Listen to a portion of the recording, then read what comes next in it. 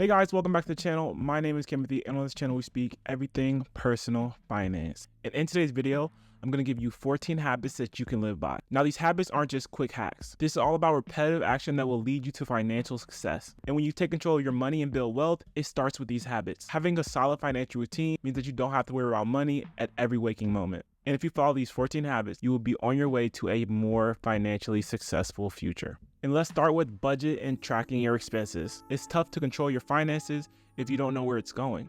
So you want to budget and track your expenses. You can use apps like YNAB, or you can use Excel documents, or just track using pen and paper. So first you want to see what you're spending money on. So you can look at your credit card and debit card statements and see where all your money's going. Then once you find out how much money you're spending in certain categories, you can then set up a budget like the 50-30-20 rule, which states that 50% of your money goes to your need, 30% goes to your wants, and 20% goes to saving. It's really important to budget so you can know where all your money's going. If you don't know where you want your money to go, your finances are just going to be all over the place. So be sure that you're budgeting. And like I said, there are apps you can use like YNAB. There's also the EveryDollar app, which I use for my budget. And the second financial habit that you need to follow is to pay yourself first. Now, this is something that I've just started doing within the last 3 years. I used to pay my bills first. I used to pay the mortgage first. I used to pay the insurance company first. Gas gets paid first. The grocery store gets paid first. Now, I get paid first. So I have automatic payments going straight to my savings account as soon as my paycheck comes, and then whatever I have left gets spent on my necessities and my wants. This is a powerful act of financial love. It sends a message that your goals and dreams are important. A perfect way to pay yourself is investing into your 401k. And this is because the money that gets invested into your 401k comes out before everything else. Also, be sure to automate your savings to a high yield savings account that you can't access easily, so you're not pulling the money out. And number 3 is practice mindful spending. This is something that I've really just started learning, that I've really just started thinking about, and it's spending on the things you love and cutting on the things you don't. So for example, we're about to have a baby and we just got a dresser for about $140, and you can buy it new at IKEA for $400. We don't really care what the dresser looks like, so this is something that doesn't bring us a lot of value, but what does bring us value is a stroller. So now that we have a cheaper dresser, we can go and buy a more expensive stroller, or buy the stroller that we actually want, because that's something that we value. Another thing you can do is try to wait 24 hours before a purchase, especially a big purchase. Say you want a phone, but wait 24 hours or a week and see if you still want that phone after the time limit. Or consider how many hours you work to afford this item. So if you get paid $20 an hour and you buy a $40 item, is that item worth 2 hours of your work? That's something that you need to ask yourself every time you buy something. You'll find how these must-have items become less important. And number 4 is to contribute to an emergency fund. Everyone should have an emergency fund, because you never know when emergencies are going to happen. You all hear the stat that a lot of Americans can't pay for a $500 or $1,000 expense, and you don't want to be that person. So build an emergency fund of 3 to 6 months. But of course, if you have credit card debt, pay off your credit card debt before you go and build a 3 to 6 month emergency fund. The emergency fund is not a savings account. It's not something that you want to just dip in and take money out of. Avoid taking money out of the emergency fund if it's for non-emergencies. So don't go dipping into your emergency fund. Pay for a vacation. This is strictly for emergencies. Or if you lost your job, this is what the emergency fund is here for, so you're not going into the credit card debt. And number 5 is cooking at home. Going out to eat frequently can wreck your budget. With meals costing about $15 a person nowadays, if you go out to eat 2 times a day for a week, that's $210 that you spent on going out to eat. So stay inside and cook your food. It will last you longer, and it's a lot healthier too. You could really boost your retirement savings by going out to eat less and investing more. And number 6 is spend less than you make. This is the path to wealth. This is how you get wealthy. If you make $2,000 a month and you spend $1,000 and you're able to invest that other $1,000, then you spend less than you made and you're investing. You want to start investing as early as possible, so you want to start spending less than you make as early as possible. This is where budgeting comes in. If you have a difficult time spending less than what you make, then you need to get on a budget and really see where all your money is going and cut mercilessly. So spend less than you make and start investing as soon as you can. If you invested $400 every month from the age 20 to retirement age, you have over $2 million in your retirement account. So spend less than you make and start investing now. And number 7 is start practicing gratitude. Be grateful for your position and where you're at. And if you start practicing gratitude, you may spend less on things. Just because you can't afford it doesn't mean you should buy it. One practice that you can do is to write 5 things that you're grateful for every day. It's simple but can bring significant benefits. And number 8 is use what you have. So I'm talking about your used car. I'm talking about your phone. You don't need to buy a new car. Extend your car as far as you can, and that will save you money. iPhone 16 might be coming out, but you still have iPhone 13 that works perfectly fine. There's no need for you to go out and spend that $1,000,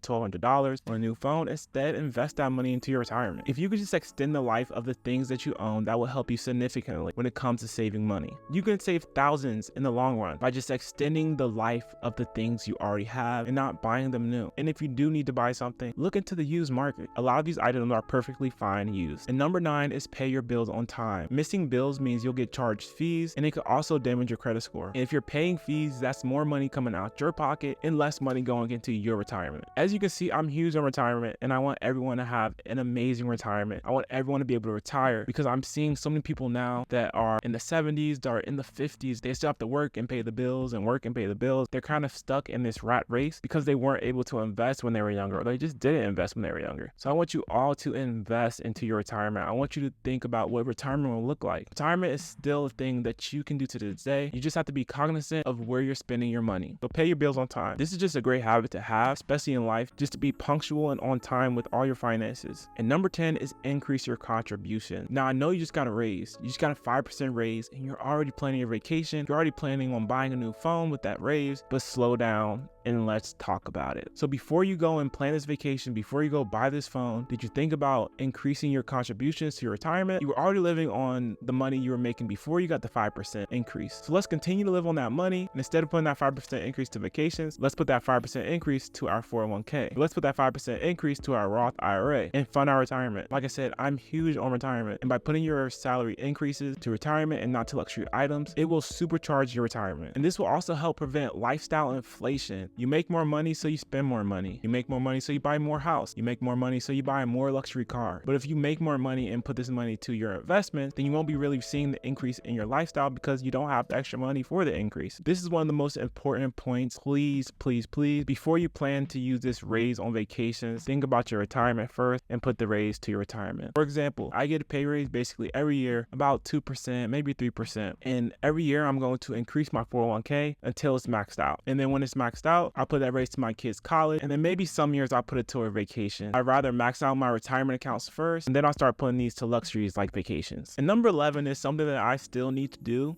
and I still need to work on, is giving your money away. I know it can be very difficult to earn your money and then give it away, but donating a portion of your income can help build a healthy relationship with money. It allows you to invest to your community and hopefully have a positive impact. Number 12 is focus on value and not cost. This is something that I really had to learn myself because I love me a deal. And it's easy to find deals out here, but a lot of times the deals don't have the best value. An example is hiring a handyman that may be worth $10 an hour compared to hiring a handyman that's $30 an hour. A lot of times buying the deal is not worth it. And a lot of times when you do buy a deal or you do buy the cheaper option, it breaks sooner and then you have to buy it again. Focus on value, and the value item will generally last you for a longer period of time. So consider the value and longevity of the purchase rather than just the price. Number 13 is to continue to learn. You should be learning every day. Just because you're out of school doesn't mean that the learning stops. You want to become a financially literate person because this is something that we don't learn in school. So just like you're watching this video, watch other videos, listen to podcasts. I love podcasts. I listen to them all the time. And some of my favorite podcasts right now are the Rich Habits podcast, the Personal Finance podcast, and Bigger Pockets Money. Go check those podcasts out. They have great financial information for you, especially if you're very new to the financial space. You just want to continue to learn, buy books, read articles on personal finance things so you can be in the know of how to handle and manage your money. And finally, the last habit that you should be following is practicing stealth wealth.